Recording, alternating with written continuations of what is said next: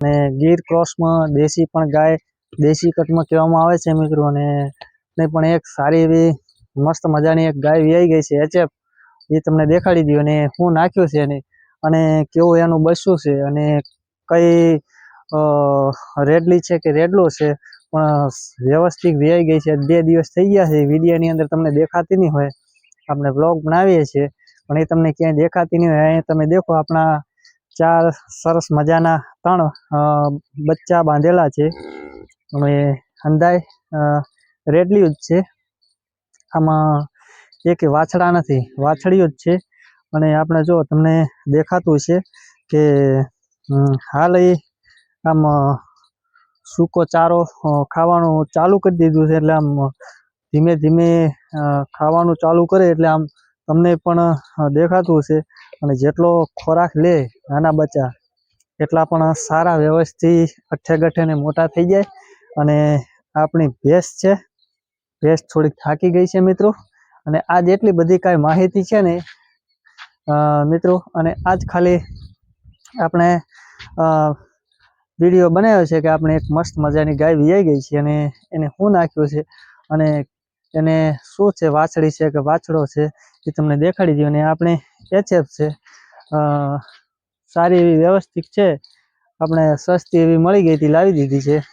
અને એક પણ ભેંને નાનું એવું પાડુડું છે, અને આ પાડુડું એવું છે ને મિત્રો કે આના વગર તો ભેં હમાય જ નહીં હો। હા, આ ન હોય ને તો ભેં દૂધ છાંટ પણ દે નહીં, એટલે આને આપણે સાચવવાની જરૂર છે। આ પાડી નથી, આ છે ને પાડો છે હો। હા, આ પાડો છે ને, પાડા વગર તો ભેં મળે એમ જ નથી। અને આને આપણે સાચવવાનું છે, આને તો આમ લીલી સાર હારી નાખવાની, વ્યવસ્થિત પાવાનું અને વ્યવસ્થિત આને સાચવાનું જ છે, કારણ કે આના વગર તો ભેં મળે એમ જ નથી। ઘણા મિત્રો સાચવતા નથી, પણ આપણે સાચવવો પડે, કેમ કે ભેંનું દૂધ પીવા 2 ટાઈમ જોઈએ, એટલે પછી સાચવવો જ પડે ને। ચલો, આપણી આર્યા પાડી છે મસ્ત મજાની, તમને દેખાડી દઉં। હાલ આપણે એક ગાય મસ્ત વિયાઈ ગઈ છે, એ તમને આ એનું બસું દેખાતું હોય છે, અને એમાંય પાછી વાછડી છે। હા, આ એની વાછડી છે, હમણાં જ વિયાઈ ગઈ છે ગાય, લગભગ 2 દિવસ થયા છે, અને એશેપ ગાય છે હો। હા, હવે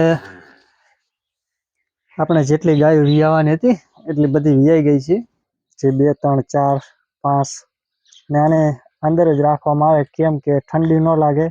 અહીંયા તમને દેખાતું છે આમ નેટની એવી વ્યવસ્થા કરેલી છે, કાંઈ એટલી બધી જાજુ વ્યવસ્થા જેવી છે ને, પણ હવે ટૂંક સમયમાં કોક આનું કામ હાથ લઈ લઈશું એટલે તબેલો બીજું થઈ જાય એવું। અને મિત્રો, આજનો વિડીયો બસ આટલો જ હતો, અને અમારો વિડીયો થોડો ગમો હોય તો લાઈક કરવાનું ન ભૂલતા। જય જવાન, જય દ્વારકાધીશ।